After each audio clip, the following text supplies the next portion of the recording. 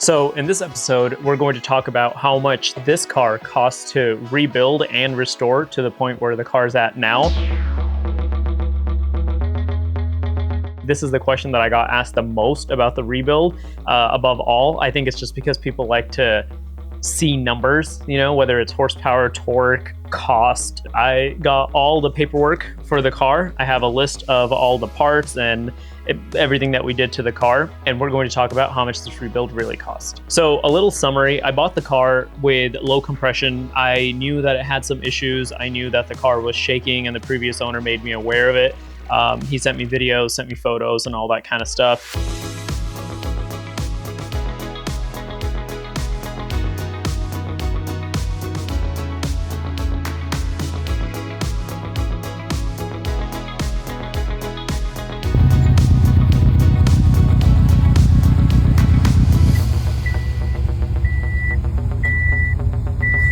We drove over, we looked at the car. We weren't able to drive it, so I wasn't sure if the transmission, the differential, anything else on the car was any good. I just maybe had 15 minutes to look at the car, and we did a walk around. We looked at the inside, and that's when I decided that I wanted to buy the car. So short of the engine, I wasn't sure if there was anything else wrong with the car, and that was kind of a pretty big risk. Let's get straight into how much this car costs. So I have one number here, and it's a pretty big one. So we did all the labor ourselves. The only time it went somewhere was it went to the smog shop when I bought the car. So I paid for the registration, smog, and all that kind of stuff to get the car transferred to my name. That's what you have to do in the state of California.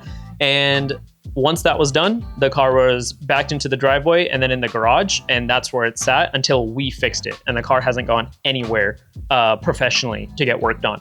So the big number that everybody's waiting for is $12,415.21. That's how much it cost to get the car to this level. It's not just the new block, the new hoses, the sensors, all that kind of stuff. This includes things like the windshield sensors, engine mounts. You have wheels, tires. We got JDM headlights. We got a new grille piece, a bumper. So there's a lot involved. That's not just the engine. This is kind of what you would have to spend to get it to this level. I'm going to do a little bit of a breakdown, a dive a little bit deeper into this. You can do this rebuild yourself if you were looking to do it cheaper. If you don't get a new windshield, you don't get new sensors. I got Group N engine mounts. I replaced my injectors, coil packs, and all that stuff came from Dalton Subaru, which is, that stuff, like one injector is $200.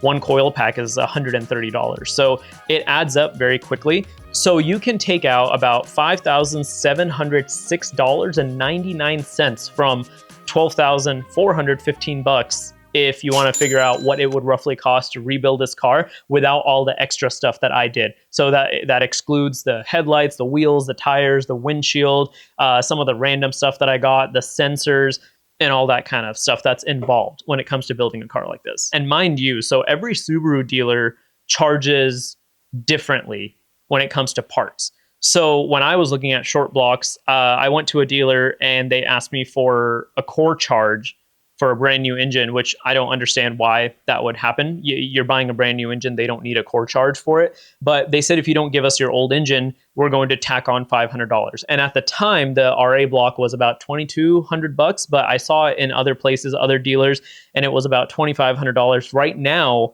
it's sitting at $2,700 on Dalton's website. So depending on where you're from, the prices are going to vary.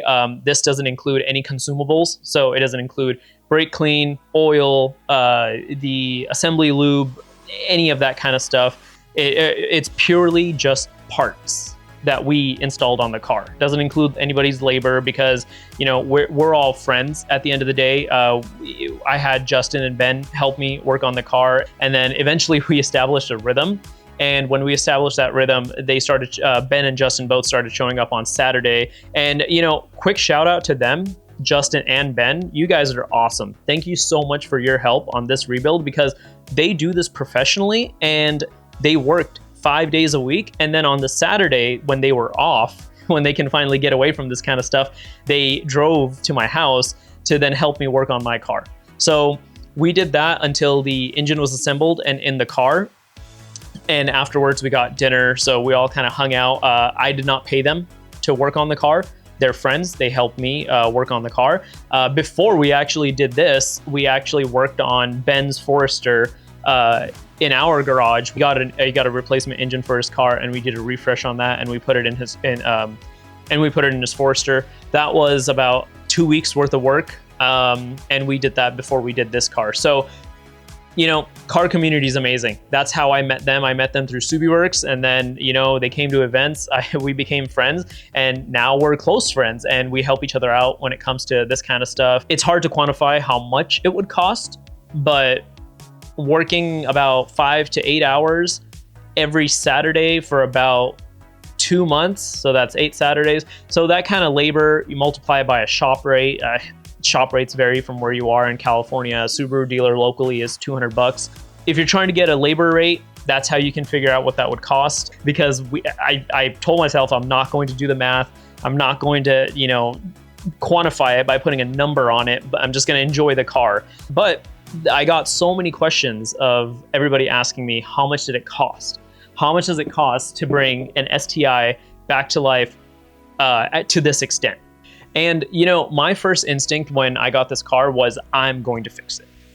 That was my plan all along. My plan wasn't, I'm going to buy it and then I'm going to figure out how I can take it to a local shop or a dealership and have them fix it. So I've known friends over the past, you know, 11 years of me doing the Subaru stuff and now doing the YouTube stuff where they've gotten their cars rebuilt. One of them got their cars rebuilt by a guy in a garage, and it was $7,000.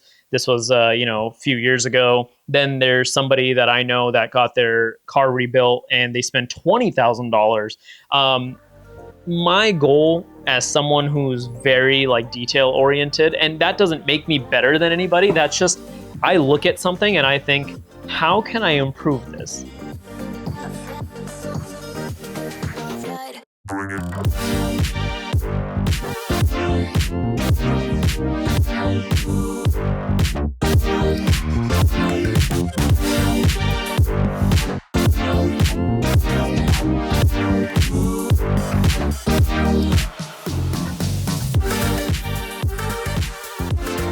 Do I really want to have a worn out looking intercooler and intake manifold when everything else on top of the engine and the engine itself is brand new?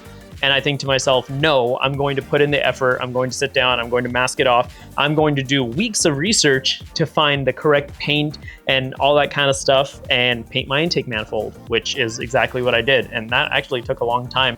When you're rebuilding a car yourself, you can look at certain things and think, oh, this coolant crossover pipe, it's kind of corroded or rusty at the ends. The hose slides over it, you will never see it. But for me, I wanted to make sure that it was perfect and it looked good. So, and it was fully functional and didn't have any rust or anything. There were some scuffs and scratches. I painted all that stuff. So this is the level of attention of detail that I put into my cars. And there's a lot of people out there that are going to watch this and think, you're crazy. You could have saved so much money by just putting in a new short block and getting the heads refurbished. And you're right. But everyone has a way of doing things. And this is how I do what I do. And this being my very first time rebuilding a car, I will say that I am glad that I did it this way.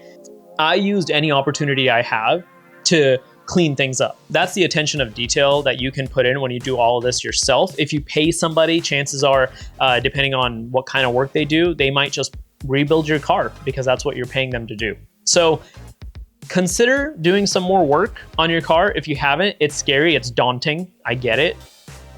You're spending thousands of dollars in a time like this where, you know, times are tough. Now, there are cheaper options that I've come across, and they're all on Marketplace, and it's people who buy these cars and they just pull the engine out and sell the whole complete long block with the intercooler, intake manifold, everything for $4,000, $5,000. When I bought the car, I didn't see very much of that at all, and I'm just guessing that's because there's a lot more part outs now, which is a shame to see. But if I wanted to save money, I could have gone that way. I could have also taken the short block apart and put new pistons, new rings, and all that kind of stuff in there. But I've never done that before, and that's a little past my skill and something that I'm willing to learn right now, because I did need this as my daily driver because I didn't have the new car that I just got, and you guys are going to see that on the channel very soon. And I was really hoping that this car didn't have low compression. The car drove fine, actually. So even with low compression on cylinder 2, the car drove really smooth. It wasn't shaking.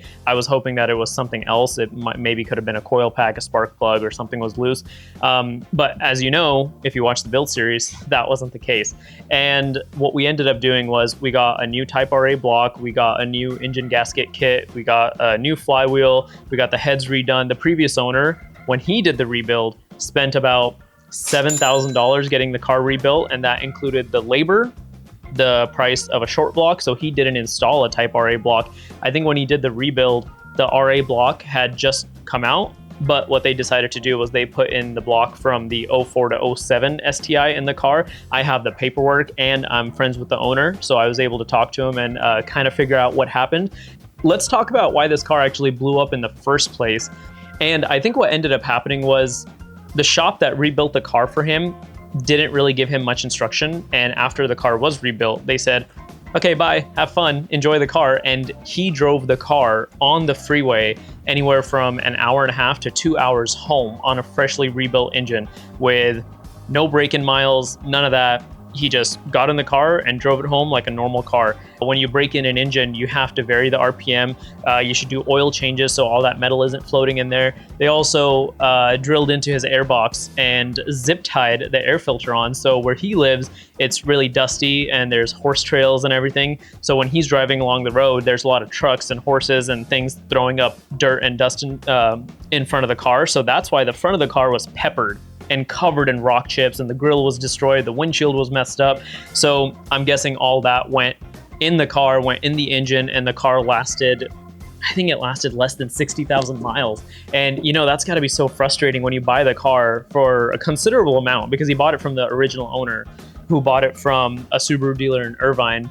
And you spend that much money on the car, all for it to just have the same issue again. And that's when I think he had enough and he sold the car. My plan was to just install a new Type RA block. I kept getting into the mindset of, well, if I'm going to change the hoses that are difficult to reach when the engine's in the car, why not just change all the hoses and have peace of mind, right? So the thinking went from there, but then quickly it spiraled to where, okay, so what causes engine failure? Overheating can cause your piston rings to have issues. You can have detonation, knocking, all that kind of stuff. So let's get new coil packs. Let's get new injectors, And it very quickly got away from me, but I'm very happy that I did it the way I did it, because just look at it. Doesn't it look brand new? And I can drive this car for a long time knowing that it's not going to have any issues. I want to get back to a point that I made earlier. It would have been a lot cheaper to just get a long block used from Marketplace and put it in the car. And it would have been as simple as getting a replacement engine. You throw it in, you button it up, and then you start the car. And that's pretty much it. There's a lot of risk involved with that. You're buying a used engine from somebody you don't know. You don't know the history of the car. These cars are getting pretty old. This is 18 years old now. So the chances of you getting an engine that's in good shape, it's pretty low.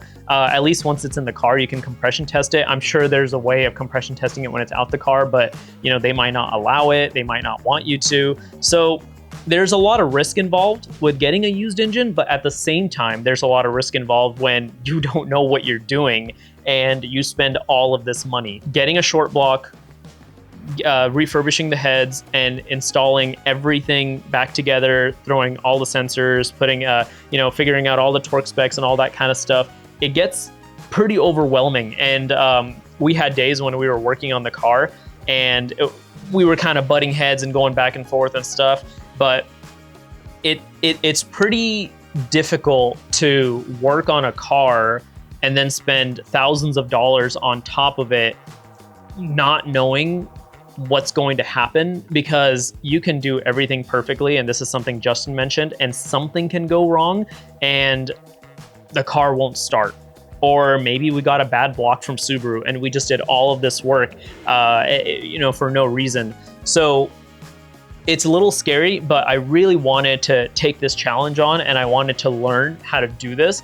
And we actually used all the skills that I learned in this to help another friend of mine fix his Subaru, because I guess if you're a Subaru owner, this is your life now, right? And we did have help with the car. I wanted the car to look as good as possible, because before we even started the channel and we started working on the car, I actually partnered with Dalton Subaru, and they provided some parts to support the build, and we were able to host an event at the dealership too. And you can't have your car sitting inside the dealership on display where it kind of looks a little rough. Humans, we're visual creatures, right? So if we were to open the hood and look at the car and the engine looked pretty beat up, and you told people like, hey, like, it's got a brand new engine, it has new internals and stuff, it takes a little bit more convincing when it comes to that. And that's not why I did it. I did it because that's just how I've always been. I've always been very detail oriented, and I wanted to have all of this reflect how I am when it comes to my cars too. If you want to stay up to date with the builds on the channel, we did buy a brand new car, and that will be on the channel very soon. So make sure you're subscribed to the Keep Dreaming Garage channel. Subscribe, please. And if you want to see some more behind the scenes, follow me on Instagram, SR71Andy. And if you want to follow Keep Dreaming, it's Keep Dreaming Garage. Make sure you're following, because we post behind the scenes stuff there before we post it on YouTube, and you guys get a sneak peek on what's to come on our channel. So thank you so much for watching. I hope this video was insightful. You got a little bit of insight of what it costs to rebuild a car, especially when you get a car like this. STIs are pretty expensive to rebuild. We'll catch you in the next video. Thanks so much for watching. So it's kind of dusty.